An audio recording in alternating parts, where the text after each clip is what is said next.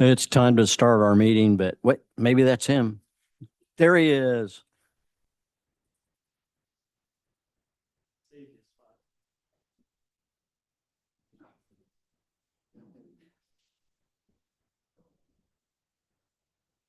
Whereas you could make it, Mr. McCall, we're adjourned. You missed everything.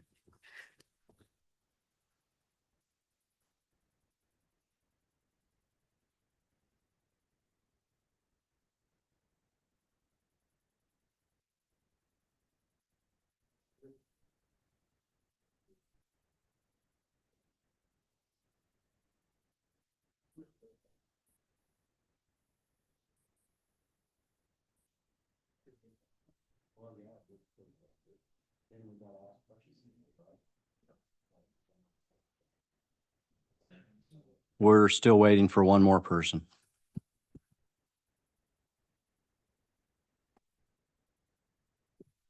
I guess we can go on a start, and if he shows up, we'll ask him questions at that point. We'll call the special meeting of the Henry County Memorial Park Board to order. There it is. Oh, there he is.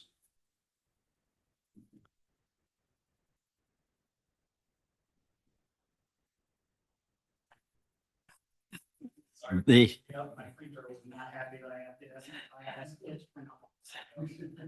the subject for discussion among park board members this evening is some changes that have been made in the layout of the disc golf course and other potential changes and discussion of the objectives. Chris, when you get your stuff kind of organized and passed out, we'd like to have you explain some of your new layouts. This was the thing my printer was not happy about.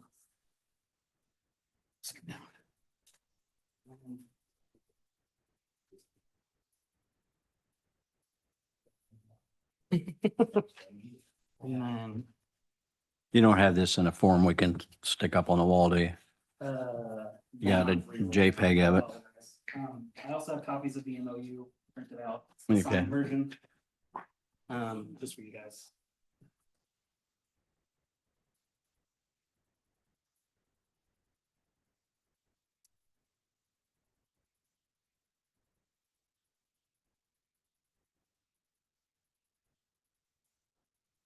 I can organize those after. I apologize. I literally grabbed them out of the printer on my way. That's all right.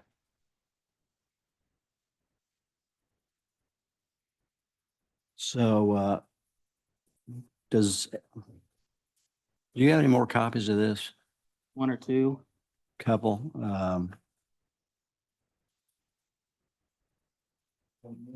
Yeah, I wonder how to get a few out there so people can look at it. Yeah. Digitally on my phone. I didn't even think about putting it on a flash drive or anything. I don't know. Jeff, you know where printer, copier is? Can you get some copies made?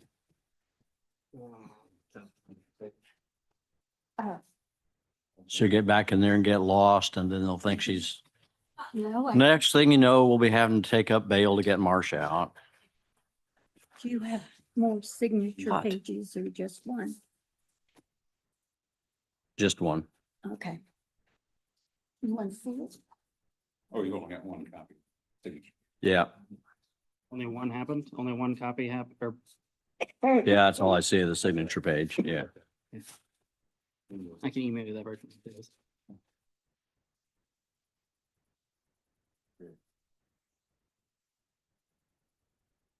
So would you like me to kind of explain the changes we're looking at, or want to wait? I don't, either way.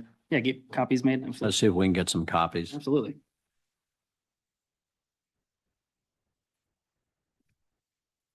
We might want to discuss how we got to this position. Okay. I think the project started a little over 4 years ago. Is that correct? Yeah, September asked me to come in, well, asked my board, because I'm with the Muncie Area Disc Golf Club, not-for-profit, asked our board to come present a disc golf course for Memorial Park about 4 years ago, a little over. I think it was February-ish. And then about 2 years of, call them staff changes with Memorial, and I had to repitch it a couple times. Things happened, totally okay. I think that led up to about 2 years ago when it was like, hey, great, let's get started with the project. That was when you guys voted to approve the project starting. It was about 2 years ago. Great. So kind of started the drafting of the MOU at that point, and started fundraising because I didn't want to start the project until we had X amount of money raised. That way it didn't get abandoned or, you know, stopped halfway through for financial reasons. So we got that money raised. And then we got a map solidified as of February of this year. That's when it was unanimously voted by the board to get the MOU added to the map added to the MOU. That's when that was February. And in February is when I went through, marked the areas that we'd be using, flags, tape, all that happy stuff. And then I believe it was then the following meeting, we started the work, where we started going through and like, all right, this is where the baskets will go. And with the money raised and we had the, like I said, the grant, I think we're about 25 grand in at this point spent.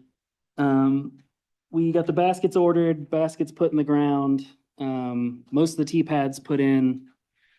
And then that was, like I said, all up until about March, April, late May, I think, is when it was effectively, like we had 16 of the 18 holes done and playable. That's when the eco study was brought up and Helen had the eco study done. And then it was halted because of concerns for certain things, totally acceptable. And then after our last meeting, I, looking over the eco study and all that, it was, okay, what changes can I make to try to, you know, with a lot more of that eco in mind. And unfortunately, it was just an afterthought instead of a forethought. A lot of this conversation, unfortunately, I wish would have happened a year ago, but here we are. So that's what a lot of these changes are with in mind. I think of this is obviously Google Earth measuring, so it's not perfect, but it's pretty good as far as measurements. You guys have around 34-ish unmowed acres of woods specifically.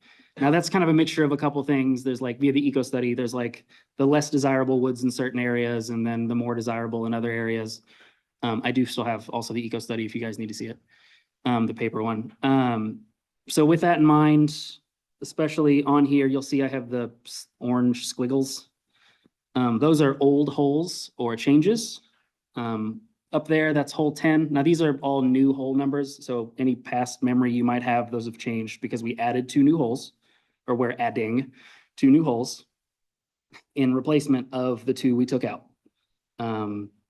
The bottom right 2, that was old 17 and 18. Those are the orange squiggles. Those are gone. Those are no longer disc golf holes at all.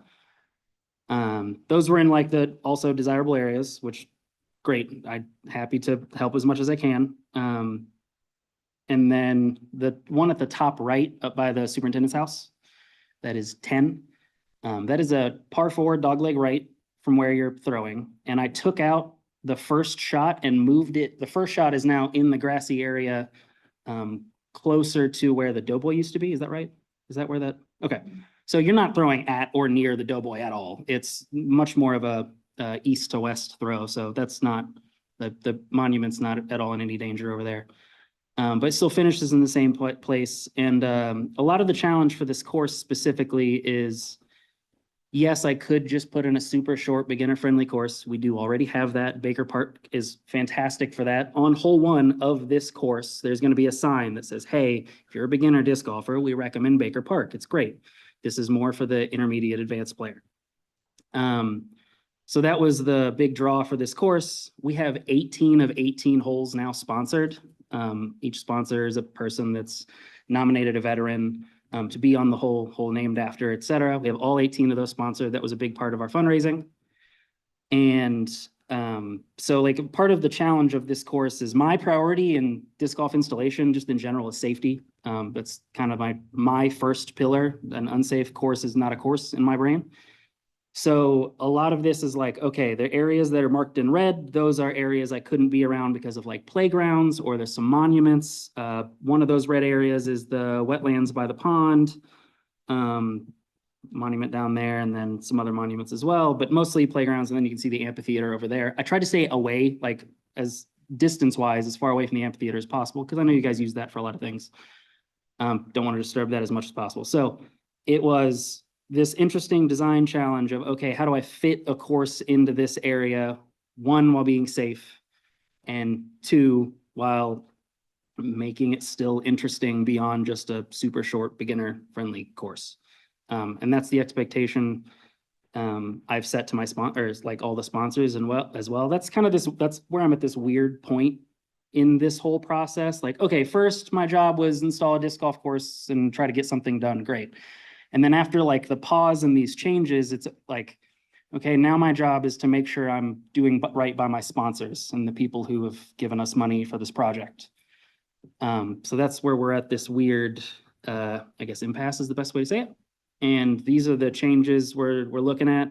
New hole 2 at the bottom left is more in also that kind of wider open grassy area. It is a little close to hole 1, but it's not unsafe. I've had a couple people play it just to make sure that nothing wonky happened and you got too close to one hole or the other. And then new 18 comes back across the street. You're way elevated above anything over there, so there's no worry about like hitting vehicles or anything like that. I've had Kate out and come and look at these changes as well. Please correct me if I say anything wrong at any point. Go ahead, please.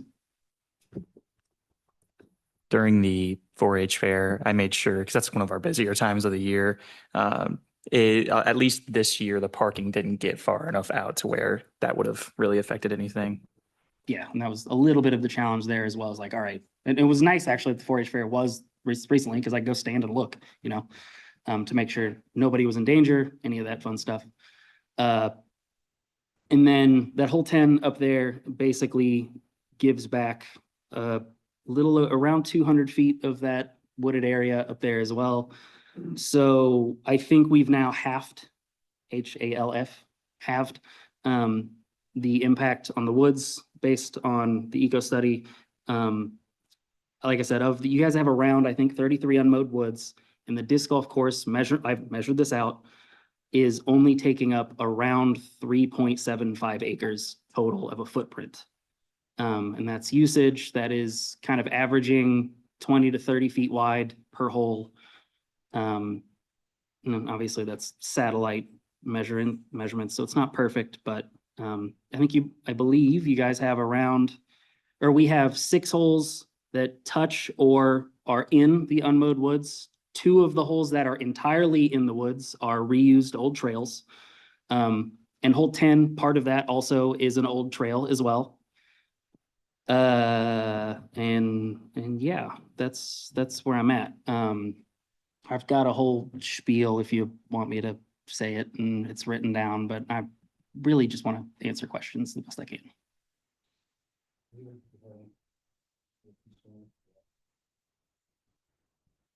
I'll turn on the button. Rita, do you have anything you want to ask Chris? No, I don't have anything because Yeah, I think you were one of the original people I very, very, very first walked the Yeah. park with. I went on the tour, the first one, Yeah. I can remember, it was you, Levi, and September. in September. That's right, yeah. And that was like 4 years ago, and then we did another one, I think, 2 years ago. I don't recall quite who's that one. And then I've now walked quite a bit of it with Cade. I've showed Cade the new changes as well. And I have photos of the new changes, but again, my printer was not happy and I was trying to get all that done and get here on time. I failed at both. So, Cade, when you looked at the new changes and walked the new changes, I've gone through where they are. Do you have any comments? You looked at some of the areas that they were into and some of the concerned areas. The new changes, comparatively to what was there before, I think are great. I was pretty happy with 10 getting moved. It's a little close to my house, but we've already said that we'd work together to make sure that, that wouldn't be an issue. And yeah, I'm okay with these changes. I think that they're great. I said my piece last time for like the, quality areas. I haven't changed my opinion on that, but for the changes that have been done, I'm appreciative of them. I am worried about hole 5 in particular, mostly just erosion, 11 and 12 as well. But 5 in particular, honestly, kind of what I would like to do is have in writing for erosion in those areas, if that you guys would be helping us maintain that, because it's already going to damage in that area anyways, but it's going to be expensive to try and upkeep that as well. So we probably will need help for that. And I know that we've talked about ways of mitigating that already as well. Just basically, if it's starting to get bad, we don't play that hole for a while. But honestly, I would like something in writing if we could, like an MOU, maybe another MOU of some sort, but so I think, just to your credit, part of that is in the MOU that we're gonna help maintain it. Mhm. And anything I tell you is part of that, like, hey, we're gonna help maintain it. So especially, I think, did you see hole 5? It's the draw. Okay, so that downslope, starting from the top of the slope to the creek, that is all called casual relief. It's the same ruling as OB. You don't throw from there at all. You don't, like, you're not supposed to be there. It's casual relief. You go back to safe footing, which is flat. When you're throwing from flatter areas, that mitigates soil impaction and erosion. And then, so the #1 played course in Indiana, I've reached out to those guys and they do this successfully, consistently. Fall Creek is in Indianapolis. Again, #1 played course in the state. What they do is if they notice any heavy soil impaction or erosion, they flag off the area. That new area becomes casual relief. So people aren't throwing and tearing and you're going to get your disc and you leave. That's it. That's if you land there. And if people see something marked as casual relief, obviously you don't throw into it because that doesn't make sense. What's that look like when you say marked? You can do it a couple different ways. You can do flags, just like the little orange caution flags. You can put stakes in the ground, put tape around it. I've seen there's like 3 or 4 different pretty solid ways to do it. And there's going to be Cade and I have talked about it a little bit as far as how you mark the area of casual relief. There's like 5 or 6 different ways. You could always do like ground staples to like put a tiny piece of rope. So that way that line is permanent at the top of the hill, or you can do like yard whiskers as well. I know you don't mow in there, so it's not like anything I put in there will get destroyed or vice versa. So that helps mark the casual relief area. All creeks and all creeks and rivers on the course are also casual relief or out of bounds. Again, to help mitigate that, we have 3 bridges that are be going in on the holes that. I was gonna follow up. Yep. on that. Can you tell us which holes are? 6, 9, and 10 will have the footbridges installed. That's where any creek crossing is required at all. And some of those aren't necessarily in creeks, they're. Drainage or Wow. whatever, yeah. I think 9 might be the start of a creek and 6 might be drainage from the golf course, but it's hard to tell at some point if back in the day it was a creek and became drainage or vice versa. You know how it goes. But I call them creeks for the sake of clarity. Around 6 is runoff from the golf course. I just confirmed that yesterday because of different stuff happening. So Yeah, the only Memorial Creek So actually does that, comes under 3 from the north side. Mhm. Just about straight out from the big shelter house. So it doesn't really, it doesn't originate on the park. It originates off the property, just north of 300 North. so does, I'm asking more from your point on that being drainage. So that thing on hole 6 turns into the thing on hole 5 that the bridge goes over. So is that also technically runoff or is that a creek? I mean, No, it's all runoff. Yeah. is it all? Okay. So, yeah, like I said, the bridge on 5 already exists. It's fantastic. That's, part of the reason I wanted something over there is because even your own donors didn't know the bridge existed until we did the tour the other day. So I love that bridge very much.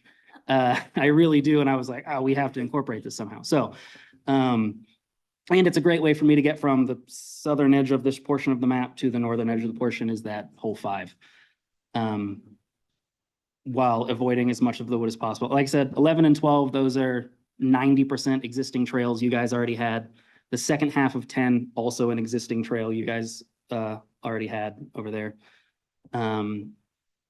There was one other thing I'm trying to remember to mention. This is what I get for not doing the spiel and just freeballing it.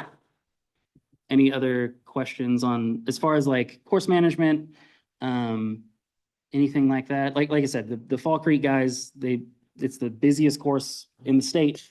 And they do a great job of mitigating erosion and soil impaction. Part of the thing going forward as well is, there was a really great study done in 2011 by the University of Tennessee. They did soil impaction tests on 3 courses on where it is, and that was completely unbiased. And quite frankly, if you read the first half of it, it does not seem very pro disc golf. But the second half of it is there's no reason that environmentalism and disc golf can't work together. So the main points of soil impaction on disc golf courses are 5 feet from, or 3 meters, so, 9 feet-ish from the basket and 6 feet from the tee pads, where everybody is. So that makes sense where that'd be the soil impaction areas. And a great way to mitigate that is mulch usage. So one of the things I have on my plan is to, instead of me having to rent a mulcher every time, is to figure out how to get you guys a wood chipper to use for mulch. So, and that's, quite frankly, that's selfish because I just don't want to have to rent a wood chipper every time we do it. So, and it only have to be done twice a year. There's other courses that do this also. Helps with runoff, helps with, like I said, soil impaction. Yeah, that's part of, to Cade's credit on the side of, hey, I'm going to be here for the next 2 years after this thing's open, per the MOU, helping maintain everything. And that is part of that. And that's also important to me to make sure that everything stays I know, as it is. I know one question I had, and I think Mr. McCall did as well, is Mhm. in transitioning between areas where discs land from where you teed off, the primary goal is to keep people on existing trails. Is that correct? Yep, I mean. That will be signage. You'll put little guide ropes in areas to try to keep people from walking into. So you can do those sorts of things for like the hypersensitive areas. If it's like, hey, we definitely can't be over in XYZ area, you can, like, there's a couple different ways you can do it. You can like either tape the trees that border the area, or you can do, like I said, the small like string ropes. The problem becomes it becomes a scoring issue and making an unfair course, because a small kick off a tree can send you in a different Mhm. direction occasionally. And you just got to go in and get it. And nobody's, like I said, nobody's trying to be in those areas. And this is per the guys at Fall Creek, like the impact off fairways is minimal. And again, busiest course in the state. The impact off of fairways is minimal. They compared it to less than what the deer do on their local area and their local course, as far as like people walking off the trails and that sort of thing. We've had that conversation about I think, on social media, if you watch that, there's people out there talking about the fact that there currently is today nothing to keep, 100 people from just taking off and walking through the woods as it sits today. Right, and that's part of my side of it too, is like, if we rope off all of the disc golf course, then are we also gonna rope off everything near a playground? Are we gonna rope off all the trails? Right, like, at what point does it become a nature preserve and stop being a, park, which I understand we obviously want to preserve. Yeah, I don't think we were necessarily thinking about roping the whole thing off, but if there were sensitive areas that we could notify people, hey, don't, Or even Why use not? it as an. don't cut across that way if there's a way to walk around. Oh, sure, yeah, And we're looking absolutely at, that sort of. stuff. as you say, come off a number 5, if you throw off a number 5 and you've got a good shot and you're a long way into there, how do you get across that gully? You go across the bridge, right? Yes, So is there a sign to say, use the bridge to go across there? Yes, there There will will be. be signs at other places, as well as a map that is handed out to the players as to what the course rules and guidelines are. so every sign will have the rules on it and also have like a, hey, here's the next tee, that way nobody's wandering. Every basket already is kind of half marked at the moment, pointing in the direction the person to walk after they're done with the hole. So that way everybody's staying in a consistent area. There's also going to be in the areas where it's not obvious, and I mean obvious as in like you can see it, I'll have some way of marking, go this way to the next tee. For example, when you go from 9 to 10, up there at the top, there's a little bit of a walk. It is one of your existing trails and it's, okay, hey, there's gonna be either a little placard or something. We haven't completely discussed that out, but that's always been in the plans, is make sure there's great signage to get people to and from the next hole. Because quite frankly, if your signage is bad, then people will say your course is bad, and I'm not trying to put a bad course in. So, and there is, I know one of the complaints I will get about this course installation is there's some far walks in between holes. And quite frankly, that's just the nature of the beast because of, playgrounds and existing things and having to get people across the road and that sort of stuff, while also making an interesting disc golf course. So that signage to get people from hole to hole is important as far as making sure people enjoy it and they're not lost and nobody's confused. So, yes, every sign also will have markers. And then it's also, there's great educational opportunities on the signs. Like, so the sign will be the course sign, like the hole sign, excuse me. So it'll have the information about the hole and a top-down view of the hole. It'll have all of the out of bounds marked on it. I posted one on Facebook at one point. And then below that is the sign that has the veteran's name, because like I said, they're all sponsored by a veteran. This will be the veteran and whoever sponsored it, their information here. More than happy to put more signs on this post. The post will be this tall about like, hey, make sure you keep an eye out for XYZ plants, or any, like, there's plenty of educational opportunities as well on those holes. That was brought up to me by Elise. You bring that up? Yeah. So that was a great conversation I had with Red Tail as far as stuff like that. I also had another great conversation with the executive director from Red Tail this morning. Obviously, they're staying middle ground and I appreciate them doing that, but they're more than happy to work with us as far as like future consultation goes. They're lovely people. Every conversation I've had with them has been very objective and I appreciate it a lot. I'm So. sure a lot of folks have no idea what Red Tail is. You wanna, one of you at least tell us what Red Tail is. Yeah. I would hope a lot of them do. The Red Tail Land Conservation, is that the specific name? Land Conservancy, yeah, great people, so, yeah. So the signatures, so looking at the MOU, whose signatures were in 2024. Yeah. I believe May of 24. And it references a review every 2 years. Yeah, the wording was a little odd on that as when I went back and reread it. I know you had some changes made to it via your lawyer, A couple versions. which is great, totally fine. I think that was just where maybe a little bit of confusion came in, where I couldn't tell if it was every 2 years from signature, but there's also another part in there that it's to be reviewed every 2 years after the opening. installation. So there's a little bit of vagueness there. If we want to get that cleaned up, I'm totally fine with that. But the idea, honestly, my long-term goal, yes, I'm a Delaware County representative, but I'm from here. I went to school at Blue River. I had my open house by hole 7. And part of it is this project is older than the Henry County Disc Golf Club. And they've been super involved in the whole project. I would hope after 2 years, we then bring them onto the MOU as them also like helping, keep the course in its current state, keep everything good. That way there's more locals involved, because that's the goal. Like I said, they didn't even exist when this project started. But that's the long-term goal. That's my personal goal every 2 years. Like, I'll stay involved. That's great. I'm not going anywhere. So, clearly I'm here for 4 years and I don't plan on stopping. So. Terry, That is a lovely way that my mother has also said. you ran this MOU past Joel a couple of times, right?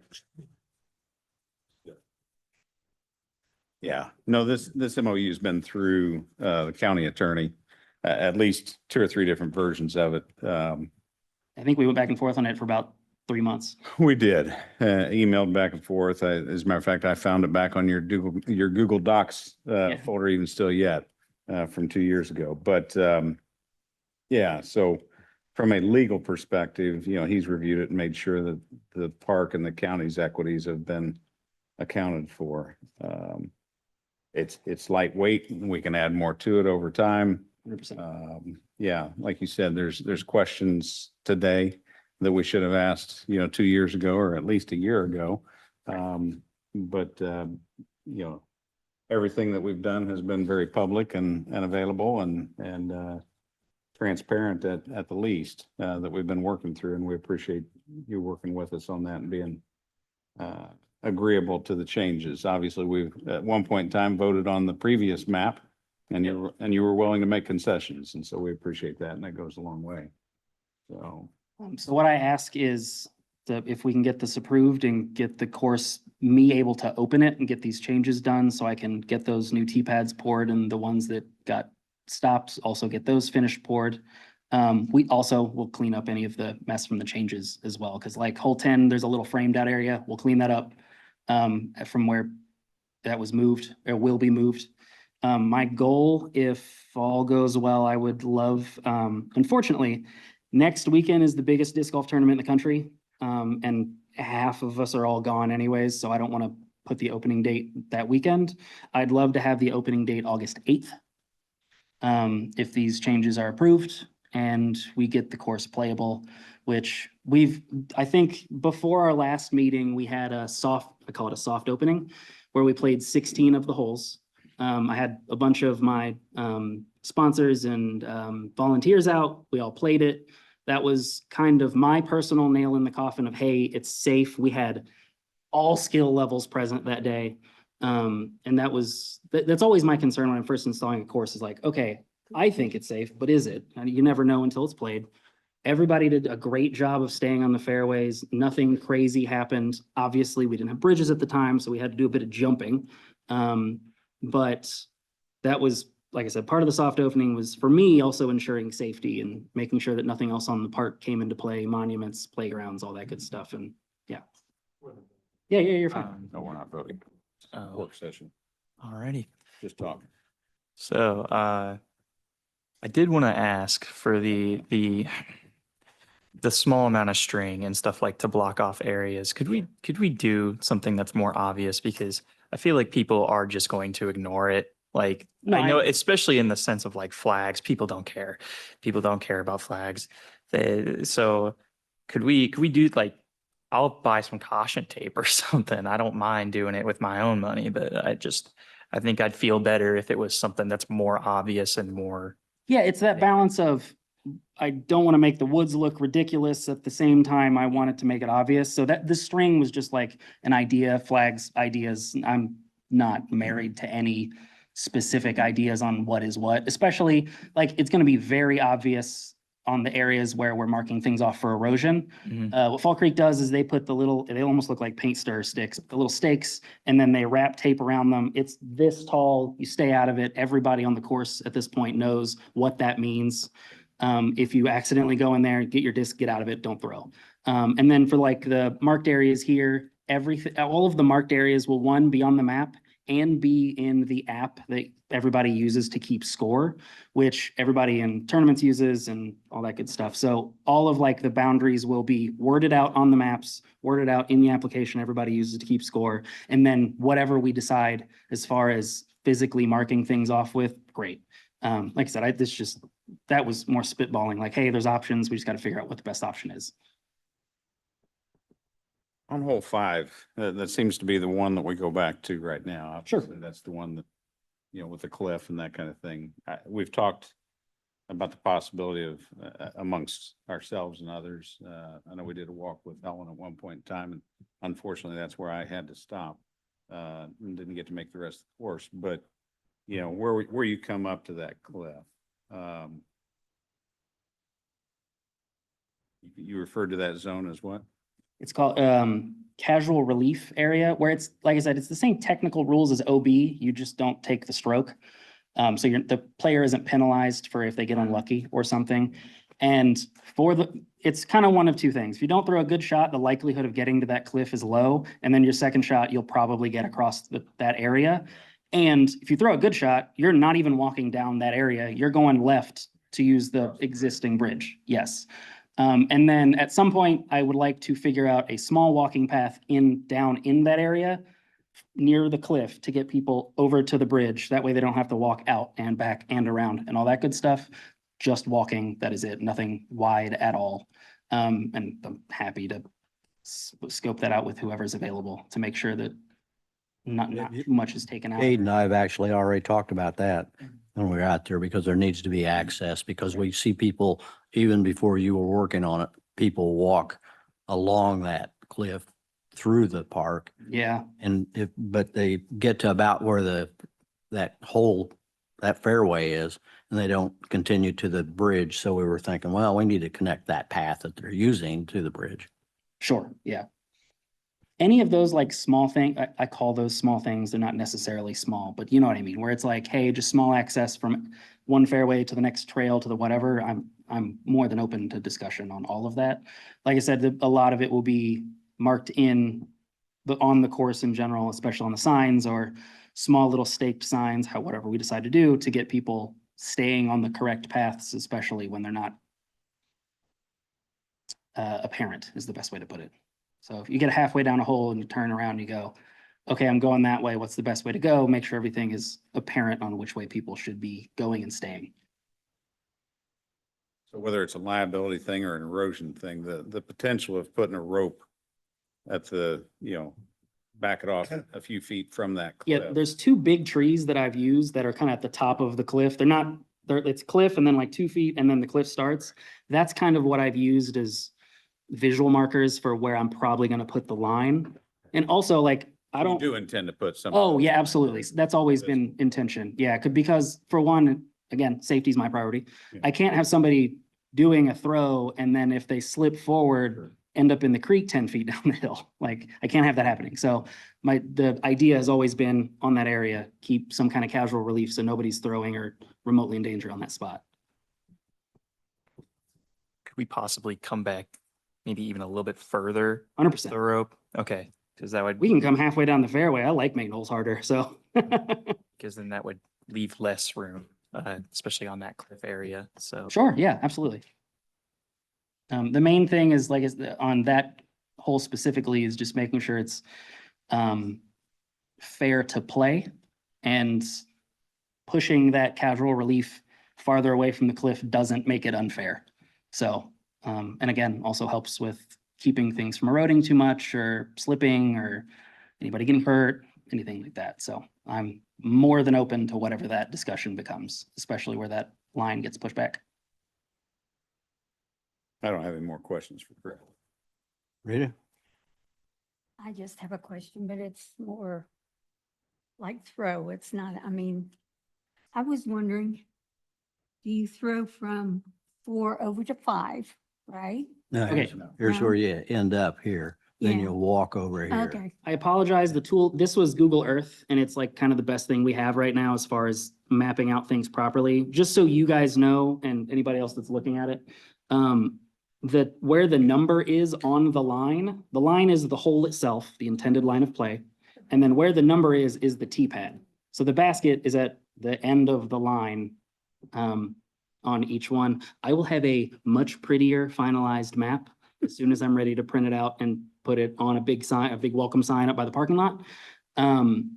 So that can, I'll obviously get a bunch of copies, and that can be handed out at the office, like, so, I've never played it, so I sure. was just curious. Yeah, no, absolutely.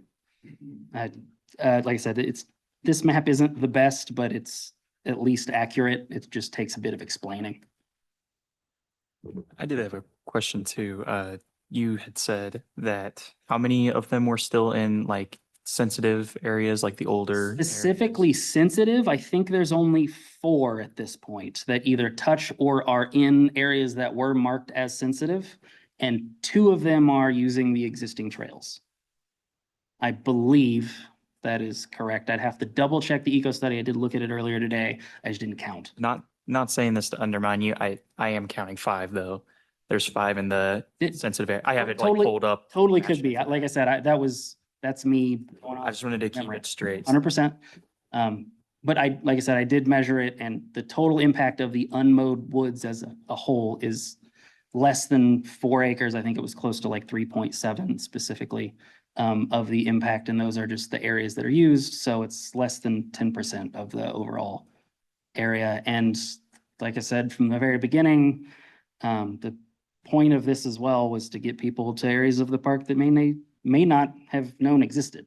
And that was a little bit of the design philosophy as well as, hey, it's pretty safe. The safest way to mitigate people getting hurt is keeping things in the way. And part of that is being in the woods as well. So there's a little bit of, it's a two-sided coin. Anything else? We want to specify which holes you're tracking, the 4 that you think are still in the sensitive versus. Yeah, I was gonna say, I think it might be 6, 9, 10, 11, 12. 6, right? Yep. 5, Oh, sorry, I missed 5. That's the one I missed. Yep. 11, 12, and 9. 5, 9, 11, 5, 6, 9, 11. 5, 6, 9, 11, 12. 8's not in the woods. No. 8. 8's along the north side by the golf course. No, not in the north side of the woods. It's north of the woods. Sorry, it might be on the old numbers. I guess it would be 9. Yeah, Yeah, That's what I had said. Yep. Yeah. 5, 6, 9, 11. And 11 and 12, is that trail 3 or 5? I mixed those up because they're both numbers are on the sign. Could you repeat that? Which 11 and 12, 11 and 12. Yeah. is that trail 3? It's along a path. Okay, there's Yeah. 3 and 5 there, and I always mix those up. So, and then hole 10, the second half of it is also partially used for that as well. But I'll be honest, over the last 4 years I've been going out there, I can count on less than my fingers and toes how many people I've ran into. And there's every disc golf course in the state has trails that also intersect throughout it. We're very aware of it. Every hole that has any walking trail near it will also have on the sign, yield to pedestrians, yield to walkers, that kind of thing. It's the #1 course in the Midwest has trails throughout it, and everybody's used to it. Again, this is stuff that we've been co-oping on and stuff like that. So I'm not trying to be a jerk, but I think the biggest thing with these like 5 areas too were the big swaths of land that were Sure. cut out and stuff like that. Because some of them are along trails and stuff that have already been established. It's just more so there was a big cut into those that weren't even, that weren't using just what was there on a trail already. Sure. So I just want Hole to, 6, especially, like, I totally understand. And that, when you're early in on a disc golf course installation, it looks worse than what the end result ends up being 2 years later. So like, for example, if I'm cutting in a 10-foot wide trail in an area and there's a 20-foot wide honeysuckle, occasionally they happen, it looks like I now cleared out 25, 30 feet. So part of the maintenance, part of the MOU is, yes, when people get involved with things, occasionally and more often than not, the invasive species are more likely to come back in those areas. Totally understandable. Part of the maintenance is keeping that from happening. It's a twofold thing. It's environmentalist thing where you don't want the invasive species there. And two, invasive species are the hardest ones to deal with. I spend probably 30 hours a year just clearing out invasives over at my Yorktown course. So that's part of the maintenance as well, is making sure that any areas we install, the invasives aren't coming back. That's an important part to us. And just for clarification, just invasives, right? So we're not clearing out things that may be growing back otherwise. Oh, yeah, Not- yeah, yeah. Not in those 30, so I know there's like the Right, as 6 far as foot or 9 maintenance- foot. As Yeah. far as but- maintenance goes, absolutely. Okay. Absolutely. Like I said, all of the 16 holes that are in the ground today are playable. Technically, to the one of the holes that I took out is technically playable. It was a long trail one, but that's okay. And there's people playing them, like Levi has already played the course a couple times. And so that's part of a little bit of where my frustration lives on the delays is once a course is playable, it requires less maintenance. Because right now there's nobody out there using it. So the things grow up a little faster in the main, like through fairs. So I have to come out and make sure it stays playable for when we do open it. So that's why I want to just get the thing open for the sake of my back. So you've noted 16 of 18 are complete. Which two are still yet to be complete? The two that I took out, or that we're adding in, the two purple ones, they don't have baskets right now. Okay. I have to get those moved over. So those are the ones that aren't technically playable at the moment. Playable and complete are really two different things. Technically, there's some erosion things I want to do to prevent the T-pad on hole 3. There's some like small things like that that make a course complete, like the signs, like stuff like that. So those things are still going to go in.